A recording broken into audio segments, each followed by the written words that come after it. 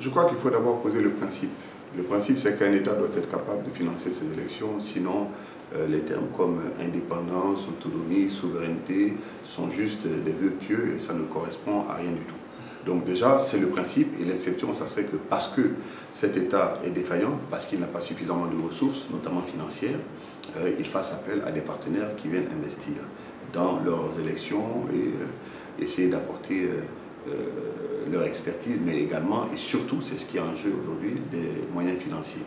La Guinée estime qu'il est temps pour aujourd'hui et pour la première fois de financer enfin toute seule ces élections démocratiques et nous espérons pouvoir y arriver. Ça doit être l'objectif de tous en cette circonstance.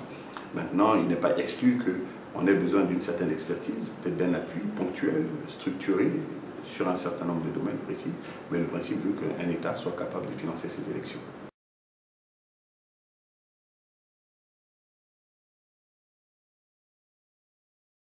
Alors revenons un peu en arrière, nous avons eu l'appui de la communauté internationale. Qu'est-ce que ça a changé sur la suspicion qui est née et de la part de l'opposition et à un moment donné même de la part de la mouvance présidentielle?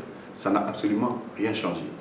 On est resté dans des situations où, à un moment donné, même cette même communauté internationale, à travers les experts qui étaient présents, à travers le représentant de l'Union européenne, a été attaquée par l'opposition et même parfois par la mouvance présidentielle.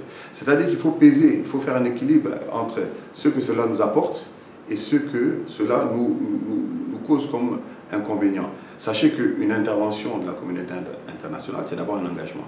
D'abord, c'est parfois également des prêts qu'il va falloir rembourser.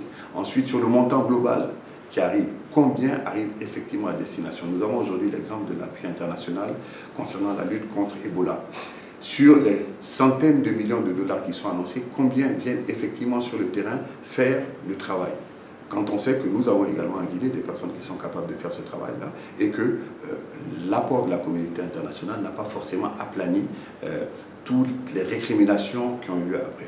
Donc c'est ça qu'il faut peser en partant du principe, comme je l'ai dit dès le départ, qu'un État doit être capable de financer ces élections. Ça ne veut pas dire qu'il n'y aura pas d'observateurs, parce que ce qui est important, c'est effectivement que ces élections soient validées par la communauté internationale, par les partenaires de la Guinée. Et ça, ce sont les observateurs, ce n'est pas forcément la même chose que financer des élections.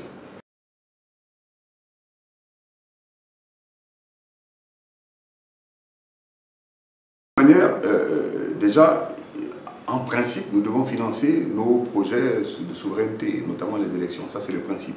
Et qu'on ait une aide internationale ou pas, il faut organiser ces élections. Donc, il va falloir mettre la main à la poche. Je le répète, l'appui de la communauté internationale, si tant il est qu'il arrive effectivement sur le terrain, ne résout pas tous les problèmes.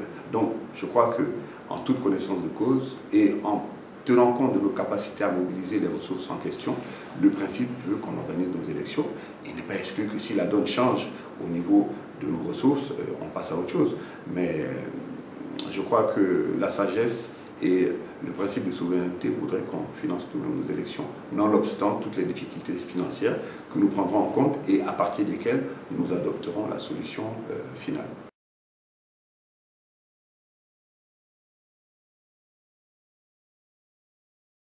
Le ministre de la Justice, qui, comme vous le savez, est le maître d'œuvre, en tout cas côté gouvernement de ces négociations, a adressé une correspondance à l'opposition, les invitant autour d'un certain nombre de points à la table de dialogue. L'opposition, je pense, a reçu cette correspondance. Nous attendons sa réaction, qui, nous le pensons, est imminente, pour que les négociations et le dialogue commencent. Ça aurait pu commencer le 15 décembre dernier. Si ce n'est pas ce 15 décembre, ça sera le 22. En tout cas, ça sera imminent, de manière à ce qu'enfin on se retrouve autour de la table. Nous pensons que dans la perspective de cette phase de dialogue, l'opposition a décidé de surseoir à son ultimatum et c'est tant mieux pour tout le monde.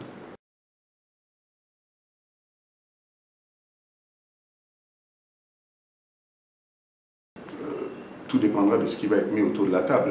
Ce n'est pas maintenant que moi, à mon niveau, je vais décider de ce que le gouvernement est capable d'accepter ou non, et sans compter que le terme accepter en tant que tel est peut-être excessif. Ça donne toujours l'impression qu'il y a un blocage quelque part. C'est vrai, il y a des difficultés. Il faut que nous soyons capables de voir les intérêts communs sans que ce soit forcément posé en termes d'opposition. Lorsque l'opposition dit qu'elle souhaite avoir plus de visibilité sur l'action de la CENI, plus de transparence des services publics, ce sont des éléments que nous n'avons pas acceptés, qui devraient être en principe naturels. La seule difficulté, c'est de se retrouver dans une situation où l'opposition et le pouvoir s'entendraient pour violer la loi ou pour mettre à terre le fonctionnement d'un certain nombre de nos institutions. C'est là où il peut y avoir achoppement et nous espérons que nous trouverons les mots, les voies et les solutions pour ne pas en arriver à choisir entre violer la loi et garantir une soi-disant stabilité sociale.